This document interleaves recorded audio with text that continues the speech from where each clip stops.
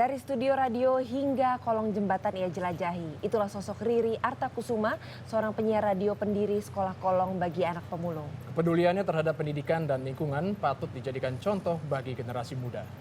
Saya ingin mereka yang nggak bisa baca jadi bisa baca. Saya dengan teman-teman tidak terlalu berpikir muluk untuk bisa membangun anak-anak bangsa di negeri ini atau apapun itu. Kami memulai dari hal yang sederhana.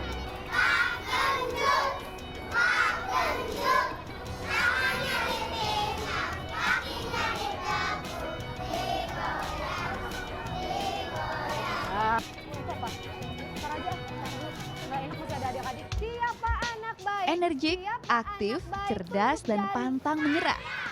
Itulah sosok Riri Artakusuma. Bercita-cita menjadi penyiar radio sejak SMP, membuatnya menapaki karir dari radio kampus sampai radio komunitas. Hingga akhirnya di tahun 2006, Riri diterima sebagai penyiar di sebuah radio swasta di Jakarta. Halo semua listener, gimana kabar Anda? Riri Artakusuma senangnya bisa kembali menyapa Anda hari ini, tepat di hari Jumat. Biasanya kalau sudah Jumat sumringah semuanya ya. Untuk menyapa Anda kembali dalam Inspiring Business. Hey boy, I can see you, I can hear. Hey boy, wishing I was walking near. If you wanna, nothing's gonna stop you. It's up to you. Karakter Riri yang hangat dan cerdas membuatnya menjadi penyiar favorit di tempatnya bekerja. Riri itu sebagai penyiar adalah seorang penyiar yang selalu antusias, penuh semangat, dan keinginannya untuk belajar tuh tinggi. Jadi pertanyaan-pertanyaannya sudah bisa dilihat yang very smart. Semenjak ayahnya di PHK, Riri menjadi tulang punggung keluarga. Namun kondisi itu tidak menghalanginya untuk terus mengembangkan diri.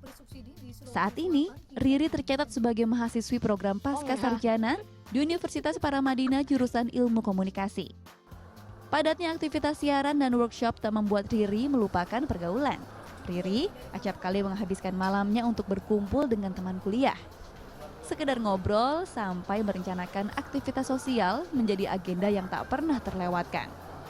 Dia punya careness ya, dia punya kepedulian. Di teman-temannya juga dia menunjukkan kepedulian. Buktinya sekarang ketika dia meeting sama kita ya, berbagi sama kita, itu adalah bentuk dia punya perhatian terhadap lingkungannya ya.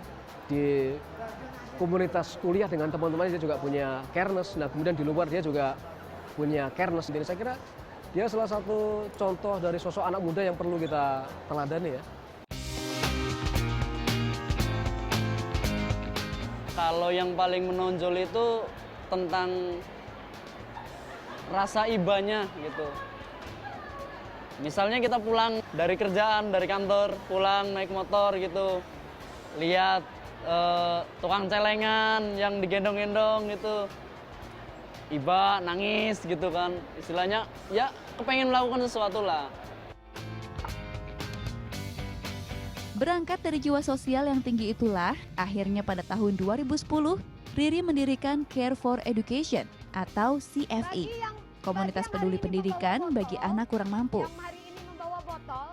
Nggak lain nggak bukan karena saya punya tujuan.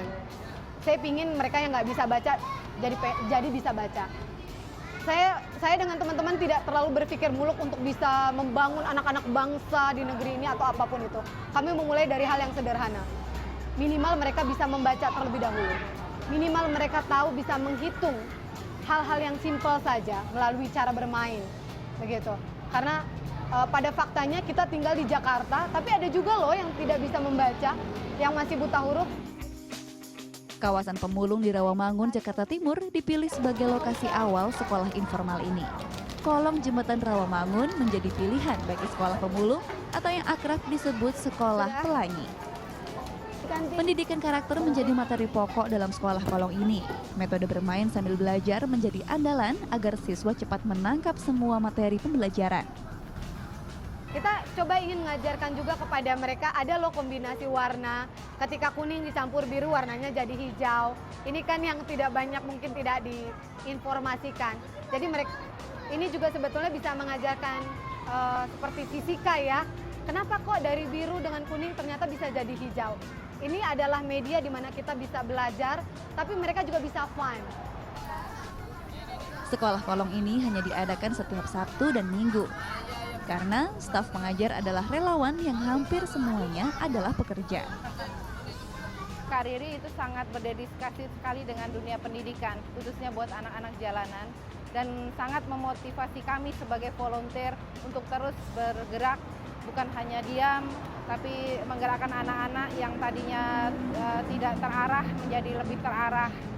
Keberadaan sekolah kolong memberi banyak manfaat bagi masyarakat sekitar, terlebih karena sekolah kolong ini bebas biaya alias gratis.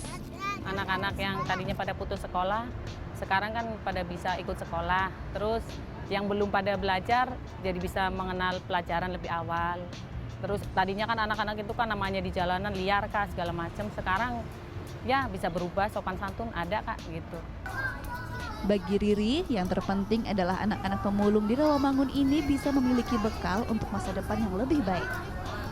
Menurut saya itu adalah basic yang diperlukan untuk setiap manusia sebetulnya agar dia bisa menjadi seseorang yang mumpuni, bisa menembus high level ke berikutnya, karena dengan bekal pendidikanlah saya mempunyai keyakinan besar mereka bisa memutuskan mata rantai kemiskinan.